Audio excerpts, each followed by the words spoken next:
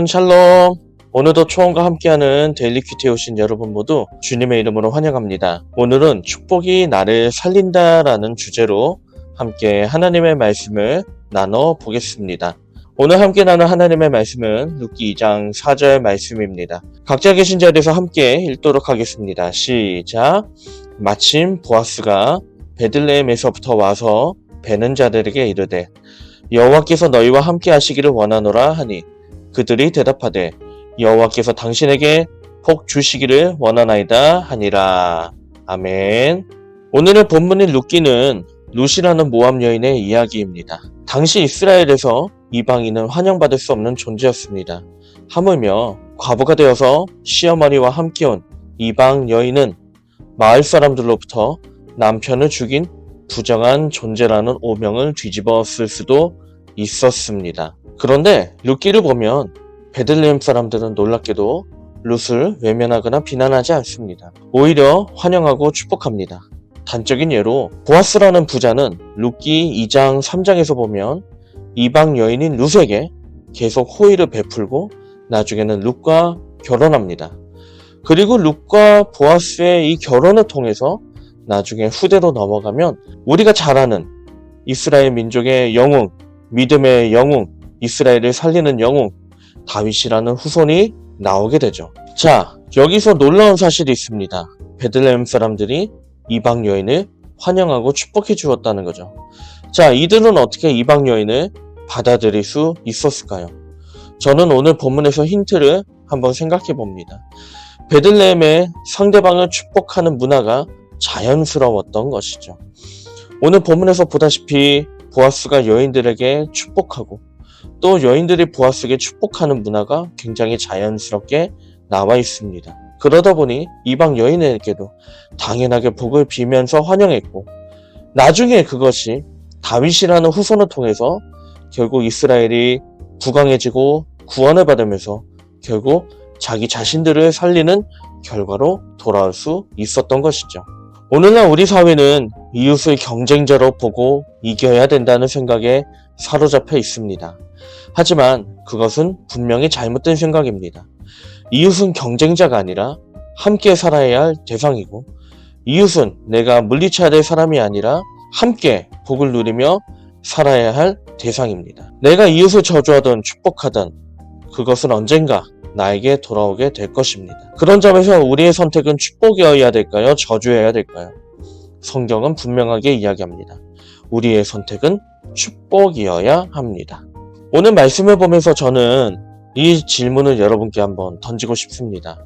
혹시 여러분 중에서 가정이나 직장이나 그런 곳에서 마주하기 불편하거나 혹시 보기 싫은 사람이 있습니까? 어쩌면 우리에게도 이방 여인과 같은 룻과 같은 그런 존재가 있을 수 있습니다. 그 대상을 향하여 진심 어린 축복을 전하고 그를 위해서 기도하자.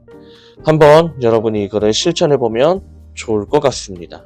물론 쉽지는 않습니다. 왜냐하면 우리는 남에게 장점을 보기보다 단점을 볼 때가 많기 때문입니다. 룻에게서 이방인이란 조건, 여인이란 조건을 보게 되면 그 단점이 보이게 되면 축복을 할 수가 없죠.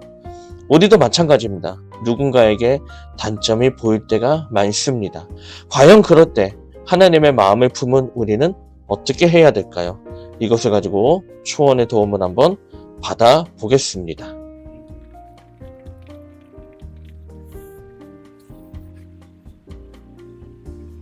자, 초원이 우리에게 제시하는 말씀 한번 볼까요?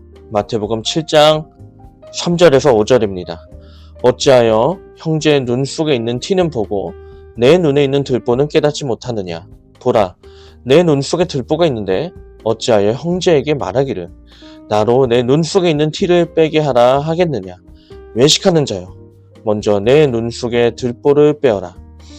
그 후에야 밝히 보고 형제의 눈 속에 티를 빼리라. 아멘.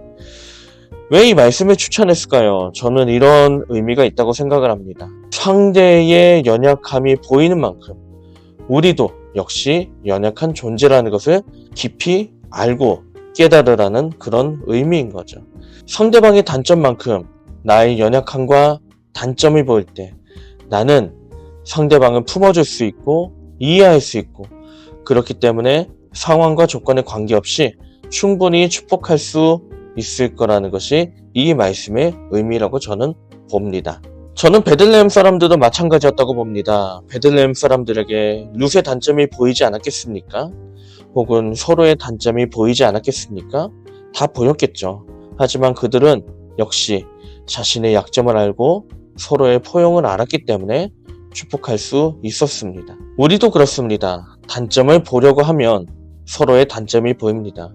물론 그렇지 않으려고 해도 우리는 본능적으로 서로의 단점을 보기 마련이죠.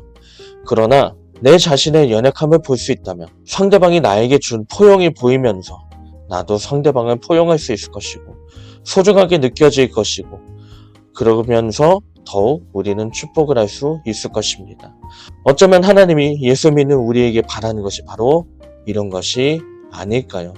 여러분, 상대방의 단점이 보이는 만큼 나의 단점과 연약함을 함께 봄으로써 서로를 이해하고 축복하는 그런 여정을 시작하는 우리 모두가 되기를 진심으로 축복합니다. 이제 이 시간 말씀을 기억하시면서 함께 기도문을 읽고 큐티를 마치겠습니다. 함께 읽겠습니다. 시작.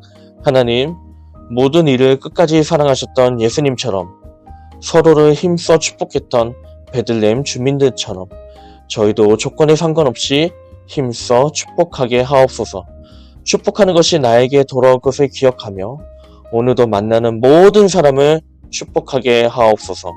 예수님의 이름으로 기도합니다. 아멘.